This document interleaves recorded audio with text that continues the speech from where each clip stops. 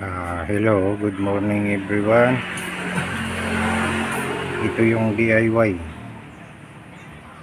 Marami na rin akong nagawa nito. Ang bibilhin nyo lang po dito, itong motor na to. 12 volts po siya, isang baterya. Tatlo lang, battery, ito, saka itong controller. Pwede mong palakasin, pwedeng pahinain ang buga nito. Ayan.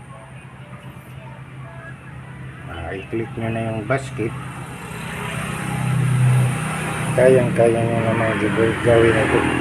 Kasi ito may diagram ito, tatlong wire lang ito. Ang pupunta lang ito, positive, negative, tapos papunta ng battery. Yung battery niyan negative. Dahil yung positive nito, direkta na doon sa baterya.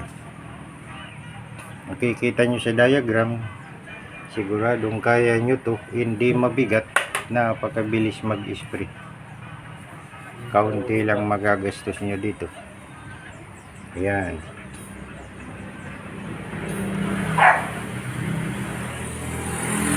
Kaunting wiring lang, madali lang naman. Pag galing dito sa positive, diretso yan dito sa positive ng motor. Tapos yung nakakunik dito, yung isa, diretso yan dito sa positive dito.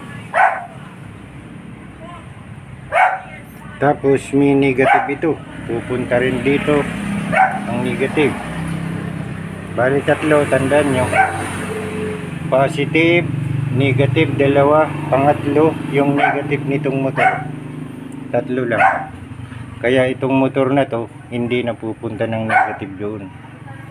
Kasi pag trigger nito, ang negative pupunta dito, andar na siyang motor. Marami na rin akong nagawa nito.